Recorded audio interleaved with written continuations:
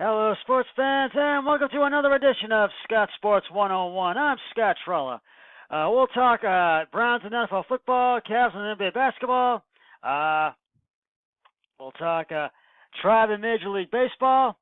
But first, here is today's Scott Sports 101 trivia question. Who was the only New York Yankee to win both the Rookie of the Year and the Most Valuable Player awards? I'll have the answer later in the broadcast.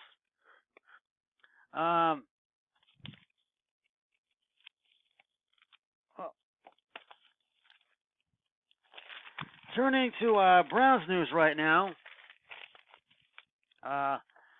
Former Browns linebacker Vince Costello has died. According to his daughter, Costello played for the Browns from 1957 to 1956. He played college football at Ohio University. Costello coached linebackers under Paul Brown in Cincinnati before coaching stints in Miami and Kansas City. He was 87 years old. We are 5 weeks away from the start of Browns training camp in Berea, and they will allow fans to attend 15 of their training camp practices this summer. The first practice will be on July 25th, and the last practice will be on August 21st. The Browns will host an orange and brown scrimmage at First Energy Stadium on August 3rd, and tickets for that are $5. And there will also be scrimmages for the. There will also be camps for the practice for the preseason games, which start in August, and all the proceeds for that goes to the Browns Get to School attendance Get to School education fund, and also school attendance. And it's going to be opening day for all the NFL teams for NFL training camp on July 25th. And the Buffalo Bills, one of their players, I think it's Derek Dresky, is really is looking to make a comeback this season. The Cavs got two new point guards in the backcourt in this past Thursday's NBA draft. The Cavs selected guard Darius Garland from Vanderbilt University with the 5th pick overall, and guard and forward Dylan Windler from Belmont with the 26th pick overall in the 2019 NBA draft.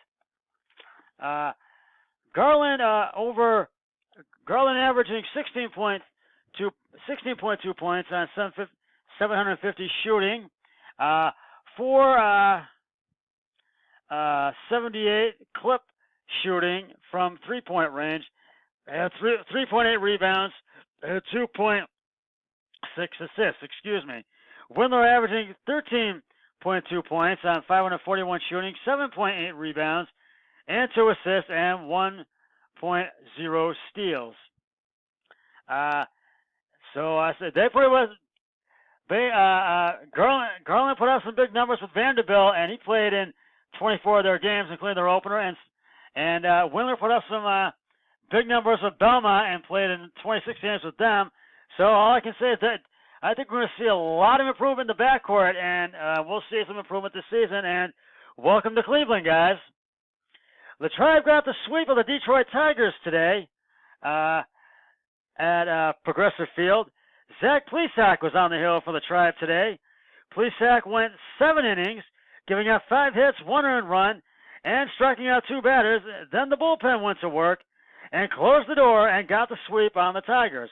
Adam Simber came on the 9th and got the save for the Tribe. The Tribe scored 5 in the 2nd, 1 in the 5th, and 2 in the 8th. And the Tribe will begin a 3-game series with the Kansas City Royals tomorrow night at Progressive Field. Adam Plutko on the hill for the Tribe with a record of 3-1, and Brad Keller on the hill for the Royals with a record of 3-9. First pitch at 7:10 on Sports Time Ohio. Now, getting back to the Cavs and the uh, draft and their two new point guards, I feel they really are going to show improvement playing along with Jordan Clarkson in the backcourt. And I think either one of these guys can start because they're going to put up some big numbers.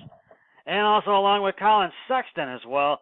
And who knows who they're going to start because John Beilein is going to really have to have his work cut out to see who he wants to pick to start this season. And I really feel that the Cavs, I think it's going to be another rebuilding year for the Cavs.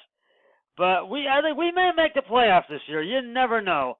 But we'll have to wait and see on that, and we will see what happens when the time comes. And I really, when the season begins, and when the NBA preseason begins, and I like the Cavs' new female assistant coach, Lindsay. I can't remember her last name, but I know it begins with a W, and Antonio Lang as well. He picked a good one who spent the last 5 seasons with the Utah Jazz. And I feel that they're really going to, Cavs are going to really show some improvement this season, and I really feel that they really are. And so we'll have to wait.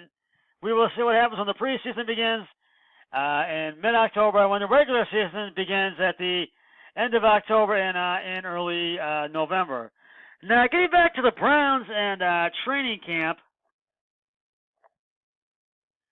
I really feel that this is going to be a really fun year for Browns fans and Browns football because we've got 2 Monday night games, actually a couple Sunday night games and a Thursday night game, and I really feel there's going to be a lot of fans at training camp this year, the practices this year. And most of them in the morning at 10 a.m. And I failed to mention that, and I do apologize. And I really feel this is going to be a fun weekend for a fun season for the Browns. And they are really going to put up some big numbers this year. And they're almost done with mini camp, and Odell Beckham's really starting to starting to make his stride in camp, and all the Browns players are, and so we're gonna see what happens when training camp begins, the practices, and see how they do then, and hopefully they put up have some really good practices, and we'll see what happens in the preseason and regular season. I'm going to get back to talking about the All-Star game in just a sec, and I want to talk about that. And first, it's time now to reveal the answer to today's Scott Sports 101 trivia question. Who is the only New York Yankee to win both the Rookie of the Year and Most Valuable Player awards? And if you said Thurman Munson, you are correct.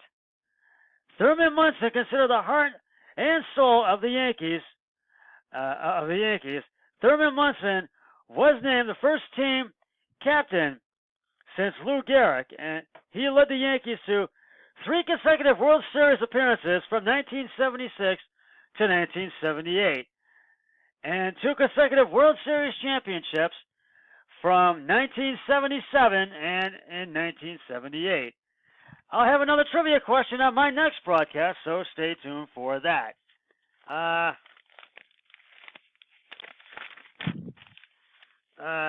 Now, getting back to, I want to talk about the All-Star game that's coming up the second week of July, and it's here at Progressive Field in Cleveland.